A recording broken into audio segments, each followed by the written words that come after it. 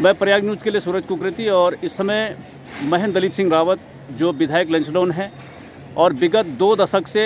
ऊपर का समय उन्हें सिद्धबली जो उनकी आस्था और भक्ति का असीम प्रेम सिद्धबली भगवान बाबा के साथ में है और विगत 2 दशक से ऊपर से वो सिद्धबली धाम की सेवा कर रहे हैं। यहाँ पर यात्रियों के लिए बेहतर व्यवस्था बनानी हो, शासन प्रशासन से यहाँ पर हर तरह से व्यवस्था को बेहतर स्वरूप देना हो, तो हम उनसे बात कर रहे हैं कि जिस तरह से उन्होंने सिद्धबली का एक नैसर्गिक विकास किया है, इसको पर्यटन के नक्शे पे लाए हैं, तीर्थाटन के नक्शे पे लाए हैं, लेकिन कोटद्वार में करुणाश्रम, करुणानगरी कोटद्वार नगर निगम का नाम हो चुका है, लेकिन करुणाश्रम में 1952 के बाद 55 के बाद विक्रमी संवत 2012 में वहाँ पर कुछ निर्माण हुआ था। तत्कालीन मुख्यमंत्री संपूर्णानंद जी ने और पंडित जवाहरलाल नेहरू जी ने उस समय संज्ञान लिया था जब वो रूस में गए थे और वहाँ उन्होंने एक फिल्म देखी थी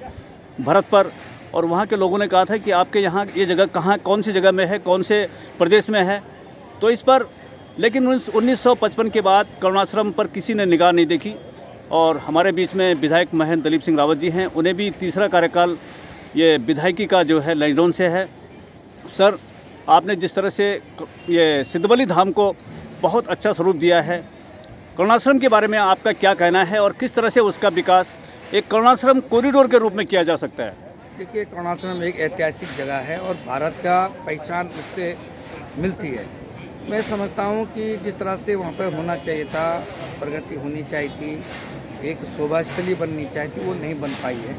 और मैं देखिए इसमें सरकार ही दोषी नहीं है, स्थानीय लोग भी दोषी हैं, क्योंकि स्थानीय लोगों का अगर जहाँ समर्पण होता है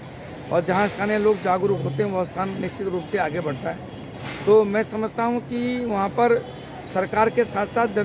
जनता को भी सहयोग करना चाहिए और वो बहुत ही रमणीक स्थान बन सकता है और ऐतिहासिक स्थान है वो, लेकिन सरकार की तरफ से भी और जनता की तरफ से भी कोई अच्छा सा उसमें योगदान नहीं हो पा रहा। मैं समझता हूँ, मेरे तो सबसे निवेदन है कि यदि जनता फ्री हैंड और सरकार भी फ्री हैंड हमको दे तो मैं गारंटी के साथ कह सकता हूँ कि मैं 5 साल में उस जगह को जो है ऐतिहासिक तो है लेकिन लोगों के मुंह पर लोगों को देखने लायक भी एक सुंदर स्थान बना सकते हैं। सर, जिस तरह से अभी हमने कुछ लोगों से करुणाश्रम कॉरिडोर के लेकर के बात करी है और करुणाश्रम जो है अपने आप में सिर्फ उदयरामपुर की उस पहाड़ी तक सीमित नहीं है। करुणाश्रम के बारे में जो ऐतिहासिक तथ्य निकले हैं, कुछ पुरानी पुस्तकों का मैंने भी थोड़ा बहुत अध्ययन किया है, उसमें बताया गया कि करुणाश्रम से ऊपर 15 किलोमीटर ऊपर और 16 कोस नीचे जो है पूरा करुणाश्रम कर्ण ऋषि का क्षेत्र था, जिसमें कि बहुत बड़ा यूनिवर्सिटी थी जिसमें 50,000 बच्चे अध्ययन करते थे। और जब करुणाश्रम भरत की भूमि के विकास की बात करते हैं तो हम उसमें राजा दुष्यंत की हस्तिनापुरी को नहीं छोड़ सकते हैं। विदुर कुटी है, आपका मयूरध्वज किला है। तो इसके लिए जैसे आप करें कि हम इस पर काफ़ी अगर जनता का सहयोग मिले और सरकार भी इसमें जिम्मेदारी दे तो इसको बहुत बेहतर रूप में स्थापित किया जा सकता है। और बड़ी उम्मीद आपसे इस बात की है क्योंकि आपने सिद्धबली का एक चौमुखी विकास किया है। तो करुणाश्रम तो अपने आप में चक्रवर्ती सम्राट की जन्मभूमि है, देश और दुनिया में भारत का नाम है। तो ऐसे में जो करुणाश्रम कॉरिडोर की बात की जा रही है, इसको किस रूप में देखते हैं आप?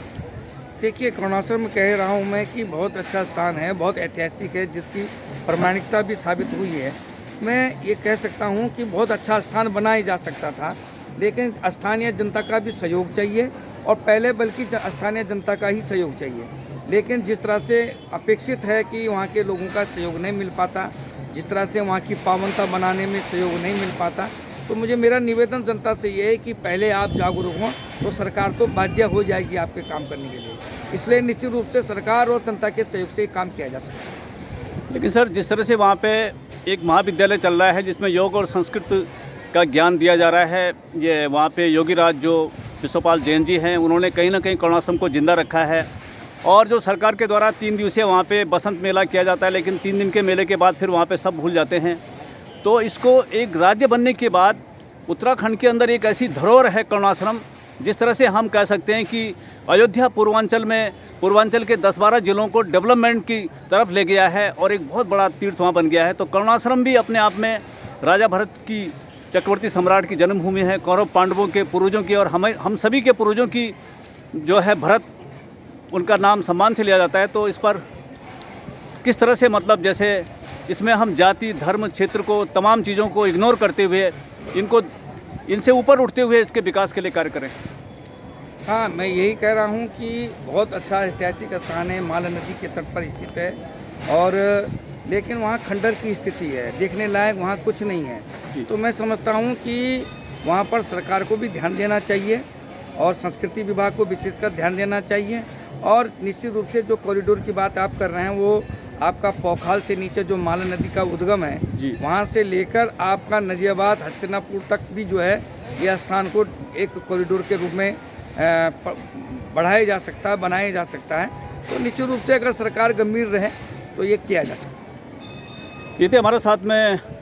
महेंद्र दलीप सिंह रावत विधायक लंजडौन है। उन्होंने अपनी बात को रखा है कि कर्णाश्रम को कॉरिडोर के रूप में विकसित किया जाना चाहिए और इसके विकास में कोई भी जो है क्षेत्र, धर्म, जाति और किसी प्रकार की कोई बाधा न हो और हम चक्रवर्ती सम्राट की जन्मभूमि को देश और दुनिया में एक बेहतर रूप में सामने लाएं, जिससे कि क्षेत्र का